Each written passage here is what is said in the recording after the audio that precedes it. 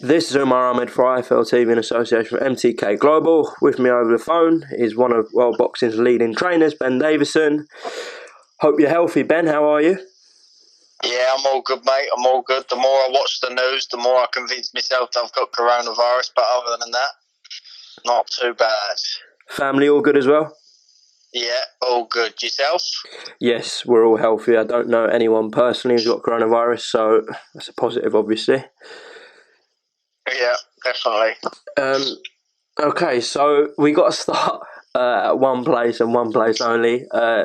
We know you were in Vegas with Billy Joe and Josh Taylor recently, but on your way back, there was a bit of trouble for you and Josh getting back. Am I right in saying that? Yeah, unfortunately, one of the lads, Tom, who was with us, had mentioned to Billy Joe that he felt a little bit not 100%. So out of precaution, Billy Joe, phoned up the airline and just let them know. Obviously doing a favour to everybody, and me and Josh seemed to find it quite funny, and apparently the airline didn't find it that funny, and they kept Tom from getting on the plane, so me and Josh got on the plane, but it was me and Josh just found it hilarious that we both waited for 10 hours to get on the plane, and then they weren't going to let Tom on the plane. Obviously, Billy Joe was doing Tom a favour, but I think me and Josh found it a bit too funny, so they decided to chuck me and Josh off the plane as well. So why did Billy have to do that apology? I don't know what newspaper it was for, but I think some people assumed that he'd done it as a prank rather than actually looking out for Tom and for everybody else on the plane. So I think he was just making it clear that he was just looking out for everybody. I guess when it's Billy Joe, you kind of assume sometimes it is a prank. Yeah, some people would assume that, wouldn't they? But no, he meant well with his actions. Of course, you guys were preparing for Canelo-Alvarez. Josh Taylor had his fight as well on the same day. How gutting was it to hear that you had to come back, and how were things with Billy and Josh over there? Yeah, everything was getting into the groove of things. Me and Billy Joe have been working flat out since the second week of January, so Billy Joe was in a good position. Obviously, me and Josh were still in the process of developing and understanding each other and working on things that we've been working on and looking to work on. In terms of Josh's date, in all honesty, being completely honest, obviously it works out better for me to be able to be there. It absolutely crippled me that the dates fell on the same day. I was absolutely gutted, and I was quite uncomfortable with the situation, in all honesty. So it's better for me to be able to be there. Sometimes you have to look at the positive.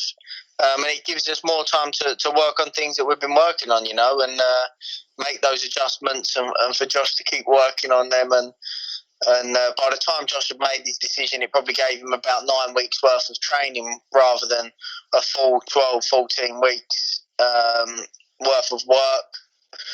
And the longer we get working together, the better, because you gel in a new relationship. And, we want things to be right. 100% right. I want him to fully understand what we're working on and have him down to a T by the time he goes into that fight. So sometimes you have to look at the positives. Obviously, with Billy Joe, like I said, we've been working since the second week in January, flat out. So obviously, we're tapering weeks there so that he wasn't overtraining. But in terms of where he was at, I was very, very happy with where he was at. I've got 100% belief in Billy Joe being victorious in that fight, and I'm absolutely gutted. I've got to say full credit to Canelo for taking that fight in the first place. I just hope that he goes through with it and doesn't decide to change his mind on that situation. I don't know the legalities and all the rest of it of contracts. Eddie and MTK know more about that than I would. But I just know that Billy Joe's waited 5 years for that opportunity, and I just hope that he does get it eventually. It's been a roller coaster. As he said, 5 years he's been waiting for a shot at either Canelo or Golovkin. He finally landed it. I remember when I came up to Manchester to see you, Billy and Josh, there was a point where it seemed like Callum Smith had got the fight. Even Gareth Davis had tweeted that, and it looked like Billy had lost the fight. And of course, a week or 2 weeks later, there were strong rumours about Billy getting that fight, and now we know he had that fight. What was that experience like, those couple of weeks where you thought you'd lost the fight and then, you got it back? Yeah, I've got to say, look, and this is again taking a positive from a negative. What I will say is there's a different side. Billy Joe's in a different mindset now at this point in his career. All the way through, he prepared diligently, investing in himself, investing in his training camp, making sure that he can be the best that he can be, and we're just preparing, no matter what, for Billy Joe to be the best that he can be. And obviously, we prepared as though it was Canelo. Whether we was getting messed about or not. And if it was somebody else, Billy Joe was still going to be in a good position. So, he's put himself in a good place. As long as we can maintain that now, then I'm sure whatever happens for Billy Joe next, that you'll see a top performance for him. And you can go on and on and on about it, but it's one of those things. It's out of our control. Obviously, it's very unfortunate. For Billy Joe, I'm sure his emotions have been up and down constantly. Like you say, am I getting it? Am I not getting it? Then he's got it. Then he's not got it. Is he still going to get it? It must be a tough one for him. But we've just got to focus on Billy Joe being the best he can be. That is the big question now. Once this is all over, and we don't know when it is going to be over, there's rumours that it could be rescheduled for June. That's a potential date. However, I've seen online there's talks of Canelo-Golovkin 3 happening, and apparently there's a deal been reached for September. So if we go past June, July, etc., how concerned are you that Billy's going to lose that fight for now and Canelo and Golovkin are going to do their trilogy? Yeah, I don't know. Look, September might be completely pushed to the side, and if July works, they might still want to get the 2 fights in, and they might do July and December or something like that. You don't know, I heard a rumour that... I don't know. This isn't from it's from a source that would have been in touch with Golovkin a little while ago. But he was on the understanding, from what I've heard, that they were fighting next May. Obviously, like I say, the situation could have changed since then. So we just don't know, and we don't know when this could go past September. We got no idea. Either way, I hope that Billy Joe gets his opportunity, and if he gets his opportunity this year, then that'll be better for sure. Just the final one on Billy Joe and Canelo. I know you can't give too much away. I don't want you to do that as well for Billy's sake, but just give me a general summary of how you think that fight goes, Ben. I just think that it boils down to who's the smarter fighter. As well known for Canelo's strength and power. And his speed, hand speed, as well known as he is for that, and as well known Billy Joe is known for his slickness and his speed and his footwork and his ability and his ring craft. Both of them are such good fighters. I just believe that it'll boil down to who's the step ahead upstairs in their IQ. And the man who's a step ahead of the other man in their IQ will win that fight, I believe. Okay, now I want to come on to your coronavirus expertise, as some people online were giving you flack yesterday. You put out a post saying we need to act now. You believe we need to be urgent in our actions, and then people started having a dig at you for it. It was kind of strange to see. Yeah, listen, you get some... I don't think people take it seriously, do they? People ain't taking it seriously, but the longer this goes on for, the longer it's going to affect people, isn't it? But I don't know. I think that this country, this is just my opinion, this country is more overpopulated than Spain and Italy. That's a fact. If you look it up, that's actually a fact. So a bit of common sense would say that the closer people are together and the more overpopulated a country is, the more easy it's going to spread, isn't it? And the rates that we're going at are similar to Italy, and we know what the current situation over there is getting worse. So it doesn't. Yeah, but over in Italy, the police have got more control and authority over the general public and the population than what they do in England. People just laugh at the place over here, don't they? Yeah. What did you make of that rule saying you can go out for one run, or you can go out daily exercise once a day? I don't know. I can't really make a comment on that, but I don't know. Listen, the quicker people isolate themselves, whether it's isolate yourself outside, inside, whatever, keep yourself to yourself, then the quicker this will all be over, won't it? What have you been doing, Ben? I've just been watching boxing. I don't do it, but I pretty much live in self-isolation anyway. I watch boxing and I coach boxers, and other than that, I don't really do anything. I might go to a restaurant here and there, but obviously we can't do that at the minute. So other than that, I'm just doing what I normally do. I'll tell you what's killed me though. In all honesty, Starbucks shut. That killed me. I thought I saw on your Instagram story it was open, but I guess that's changed now. Yeah, it was. When I first got back, it was open. Then the next day, it was shut. So, but look, we've all got to make sacrifices, haven't we? Think of the sacrifice that the NHS staff are making and the nurses and all these are making. So for us, do you know what I was thinking the other day? I was thinking our grandparents and great-grandparents, their generation had to go to war for 5 years. All this generation's got to do is stay in for 3 weeks and they can't do it. Stay in on the bed and watch telly. It's not too hard. And they can't do it. It's embarrassing, isn't it? It is, to be honest. On that NHS note as well, I saw Dylan and everyone at Sheesh is giving free meals to NHS staff, which is a really good thing. I think we should shout them out. 100%, doing a great job over there. Well, I've been to restaurants all over the world, and that's probably the best restaurant I've ever been to. Same in terms of the quality of the food. So, and then for them to be doing what they're doing in this troublesome time, while they're probably massively out of business, a lot out of pocket from what they'd usually be making, but still, he's bringing his staff into work, paying his staff, and still sending meals out for the NHS staff. So, big shout out to Sheesh Chigwell. Definitely. Unfortunately, just seen online that it looks like Otto Wallen has coronavirus. Someone, obviously, you know well through a Tyson fighting. I think it was back in August last year, or September rather. Yeah, sad to hear that, Ben. I think it's the first person in boxing that I've heard who potentially has coronavirus.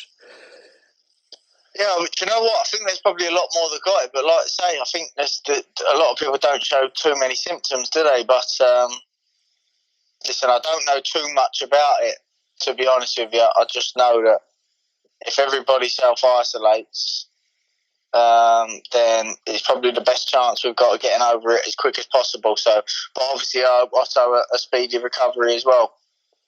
Definitely. Did you see the video of Tyson today working out in his home with his family? I saw a little clip of it, but I missed the live session that he put on. It looked like chaos with all the kids in Paris, but it's good to see him happy. He looked very happy. 100%, and spreading positivity as well. Definitely. Okay, we had a scheduled lineup of heavyweight fights, which I don't think any of them are going to happen. Perhaps Joshua Pulev and Fury Wilder 3 are still going to happen on their dates, but we don't know the situation. But I do just want to get a quick breakdown and a prediction before we go on each of these fights. We'll start with White Povetkin whenever that happens. How do you see that one going, Ben? Yeah, I think it's a good fight. I think Dylan's the bigger, stronger, fresher heavyweight out of the two. But I think style-wise, it will make for an entertaining fight. They're both game, both tough, both strong. So I think it'll make for a good fight. So I'll definitely be tuning into that one.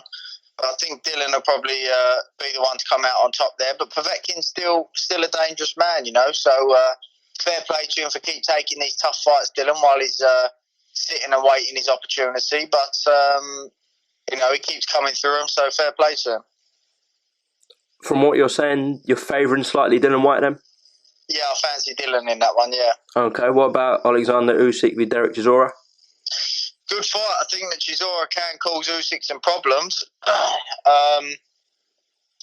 It depends on what Chisora turns up. He can be quite inconsistent. But I think Usyk's probably the favourite in that one. But I think Chisora can definitely ask some questions of Usyk for sure. All British clash between Daniel Dubois and Joe Joyce. Good fight. I mean, look, what you have to look at is at the minute leading into. We can only look at leading into the fights, and Joe can't be getting hit as often as we've seen him get hit before by somebody who hits as hard as Daniel, especially early in the fight. That's common sense. And sort of we're bargaining on Dubois not being able to be as strong in the second half of the fight. But just because we've not seen him do that doesn't mean that he can't do it. But I do believe that Joe's best chances are to make Dubois work in the first half of the fight and try to take over in the second half of the fight. But it's a fight where there's so many questions over the two of them that the questions are going to have to get answered in this fight. So that's what makes it an intriguing fight. So I'm sitting on the fence on that one at the minute. Fair enough. Anthony Joshua v Kubrat Pulev? Yeah, it'd be interesting to see what sort of style, because Joshua sort of showed a bit of versatility now. He's shown that he can be mobile and punch at the same time in his last fight against Ruiz in the second fight. And we all know that he's a big, strong man that can stand there and let his hands go if need be. So it'd be interesting to see what tactics he employs there.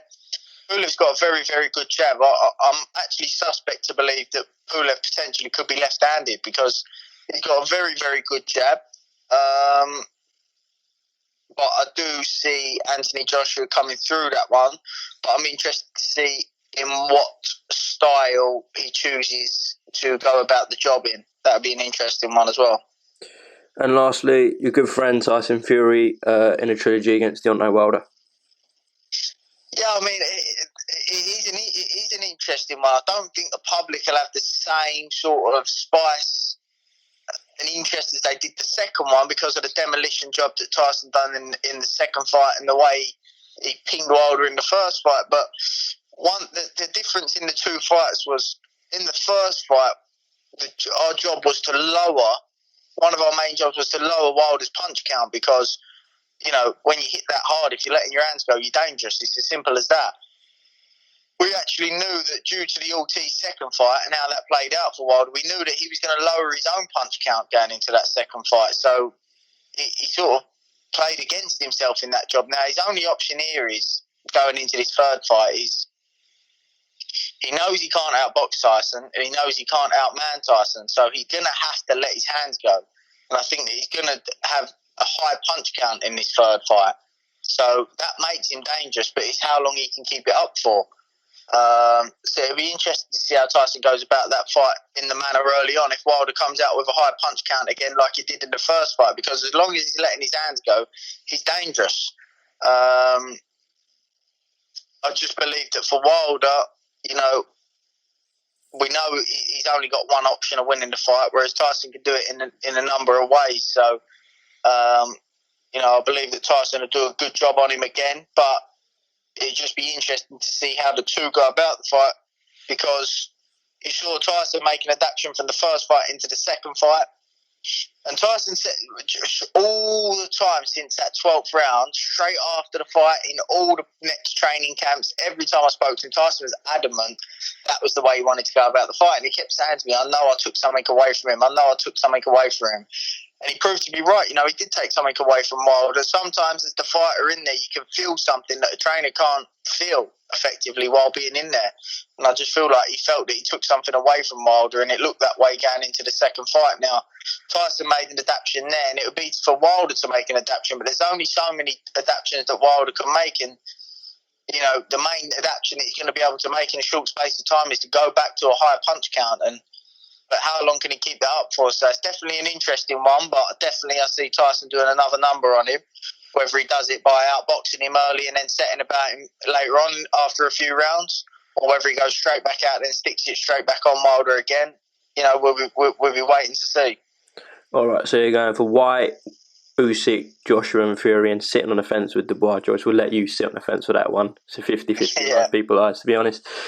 Ben, quickly actually, I saw on your Instagram story the other day, you said Floyd isn't a defensive genius. Do you want to just comment on that? What did you mean by that? Yeah, what I meant by that is people label him just a defensive genius, but if you look at his connect rate, his offensive connect rate, like I said, against Canelo, he landed at 45%.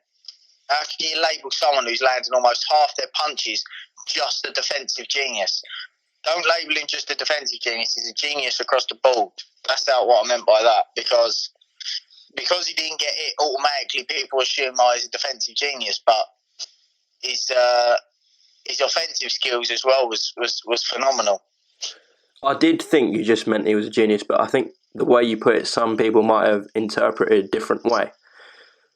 No, yeah, you can't just label him a defensive genius, is what I meant, because he was so well rounded, and people just all of a sudden, because someone doesn't get hit that often, they just automatically assume them to be a defensive type fighter when it's not always the case, Of course, talking about the Mayweathers as well, massive condolences to them. Just lost Roger Mayweather, one of the best trainers ever, and I think the whole coronavirus thing kind of overshadowed that. So yeah, shout out to the Mayweathers and condolences to them.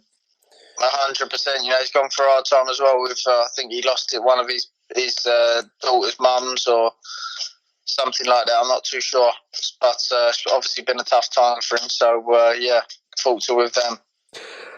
All right, Ben. Message to the British public and boxing fans in tough times at the moment. Have you got anything to say? Any words of wisdom? Stay at home, and the quicker we do it, the quicker we can get back to our normal lives and get back boxing.